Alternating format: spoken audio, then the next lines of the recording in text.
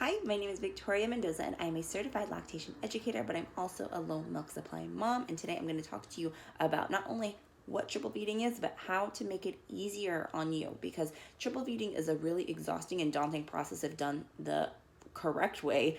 And it's even harder if it's done, in a way that is going to stretch it out, take more time, and take more energy from you. So let's go and break down what triple feeding first is. Triple feeding is when you do a 3-step process, and it is breastfeeding, supplementing, and then pumping or some other type of milk removal. This is done to try and stimulate the breasts, to increase their production, to try and signal the body like, hey, we need to make more milk. And so this is a process that not everybody in the low milk supply space is a fan of. I don't see anything wrong with it. It's hard, don't get me wrong, but it is a tool, right? This isn't supposed to be the game plan forever and ever, and so long as you breastfeed. This is supposed to be something that we use to see if we can up your production. And every time you are doing this process, you need to evaluate whether this is something you should continue. This is something that works in roughly about 3 to 5 days of doing it, but it can take up to a week to really see results for some people. So that in mind, if you are doing this and it's been a week and it hasn't had any difference on your supply, then there's actually something else causing your supply to not, increase, and there's something else inhibiting that lactation production. So what we would do then is, if at any point you add something into your regimen, if you start taking a new supplement or something of that nature, a new medication that your doctors put you on, we would want to try triple feeding again just to see if it made a difference where your supply can now increase. Okay, so that is the essence of what it is and why we want to do it. But let's break down the how to do it, right? When I was triple feeding, because I did this myself for 4 months. First off, 4 months is way too long. Okay, first tip, you want to make sure that you're really doing this within the first 12 weeks or less. Beyond that, it's pointless. In the sense that, like, if you did it in the first 12 weeks and you didn't see results, you're not likely to see it after that 12-week mark, because your supply will what's called regulate. So it's not impossible, but I say it's pointless because you're putting undue stress on the mom that's really just not necessary, because it's obviously proven not to work so far. So, to keep up that regimen is not necessary. So that would be the first thing I say. The other thing is, make sure that this is only taking you 40 minutes. This was a lifesaver when I learned this. My 4th lactation consultant, because I saw 5, so my number 4, she ended up teaching me that I should only take about 40 minutes to do. The previous 3 just had me triple feeding, and I was just dead. It was taking me about 2 hours to do because it was such a new process. It was so complicated. I was trying to make sure, my son was fed, enough, and all the little things that just added up in time. Not to mention, so you're doing this for 2 hours. Throw in, you need to wash the pump parts. Throw in the fact that you need to, put your baby down for a nap. If you want to go grab a bite to eat, by the time that's all said and done, you're ready to feed again. Like, you really don't have much time if you're going to be doing this whole process in a 2-hour window. So cut it down to 40 minutes and give yourself some time to just take for yourself or whatever you need in between the feeding sessions. So here's how you make that 40 minutes. You feed your baby on one breast for 10 minutes. Feed your baby on the other breast, 10 minutes. You supplement with a bottle or some other device for 10 minutes. And then you would do a 10-minute pumping session. Doing more than 10 minutes, and this is what was really, I think, the kicker for me, I was spending more than 10 minutes pumping. So if you were spending more than 10 minutes pumping, you don't really typically need to. You already had 20 minutes of stimulation on your breast, and then on top of that, like, you already thoroughly removed the milk with the pump for another 10 minutes, so that's 30 minutes, and then you're going to repeat this whole thing again.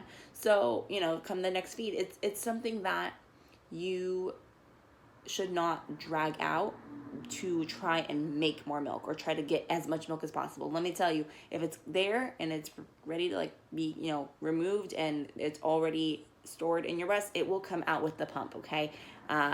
It is something that you don't need to be doing for an extra 25 minutes just to see if you can make more, because the odds are it's going to be very, very minimal and not worth your effort or time. They'll be pretty emptied from the whole process that we've already gone through. So that would be my next thing, was the 40-minute cap.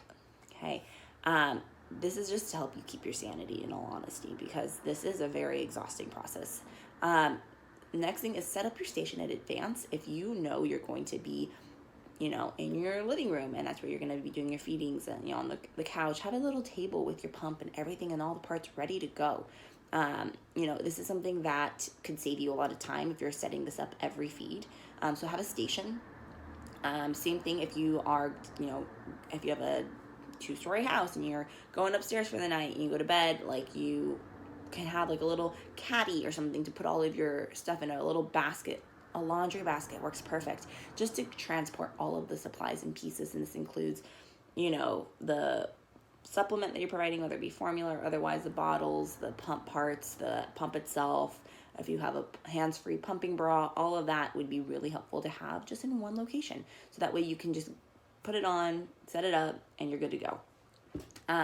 The other thing I wanted to say that you could do for some is that you could try propping up your baby and kind of killing two birds with one stone this way. So if you are providing a supplement with a bottle, for example, then you could have your baby sitting in front of you in just like a boppy pillow. So if you have a boppy pillow, you can have them on a table right in front of you, right? So the boppy pillows sitting there, they're propped up, and then you can do the bottle while you are hooked up to the pump at the same time, right? So there's like cutting out 10 minutes if you're doing the supplementing and the pumping at the same time, right? So same thing if they're in a bouncer of some sort, they're seated, they're in a seated position, you are with them, right? So they're not unsupervised, and you are able to manage the bottle feeding while you are having the pump do the thing. If you have an electric pump, then you are good. You're going to be able to knock that out even faster. And then my last tip was to really stress that this whole thing needs to happen within 40 minutes of those 4 pieces, right? 1 breast, 2 breasts, supplement, pump. That whole process is about 40 minutes, but nobody said it had to be in that order, right? I will say pumping at the very end is probably best practice though. The things you could switch up the most is the breastfeeding and supplementing, because if you already know how much you need to supplement, then you could do that first. That would work really well for me in the middle of the night. I would provide the supplement first because it gave baby instant, relief. He was hungry, he was ready to eat, and so he got his bottle quickly. I had it ready to go, and it was able to be made pretty fast.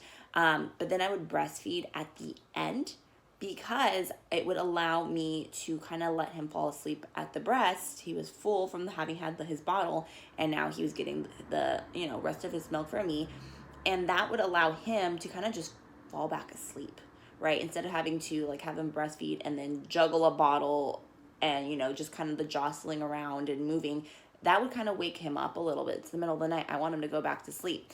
Especially that way I could get straight to pumping and then get back to bed as quickly as I could. So that meant if I did the bottle first and then I breastfed afterwards, that allowed him to kind of fall asleep in my arms, and I was able to put him straight back down where I could go then do the pump really fast for 10 minutes and then be able to get to bed. So for me, that worked really well. But during the daytime, maybe you have the ability to have more flexibility in how you go about the order because you're awake. And so, you have all of your stuff prepped and whatnot.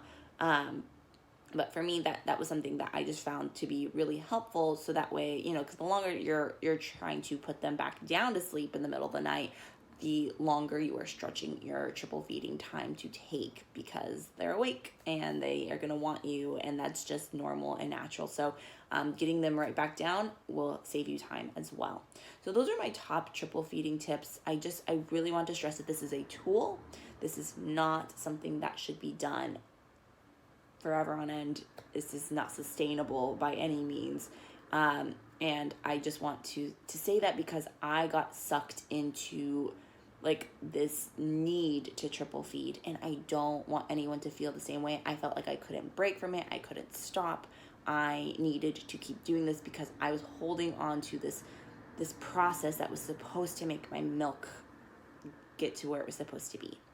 And it didn't do it for me, even though I pushed and pushed for 16 weeks. And it wasn't until lactation consultant number 5 who told me at this point there's no need to keep pushing on. And so if you need somebody to tell you that you can stop at any time, by all means, you can stop when you are ready, or when you think that you've been able to weigh out whether this is really helping you or not, because that is the point of it. Otherwise, it is, something that I wouldn't wish upon my worst enemy. It's really hard. So if you are doing this right now, more power to you. There are some alternatives to triple feeding, I will say. So if you are interested in that, go ahead and drop a comment below, and I can take care of doing some alternatives to the triple feeding process that is just as effective. And that would maybe save some people time or make it an easier process to go through. So if you are interested, drop that comment below. Feel free to subscribe and like this video. Thank you so much.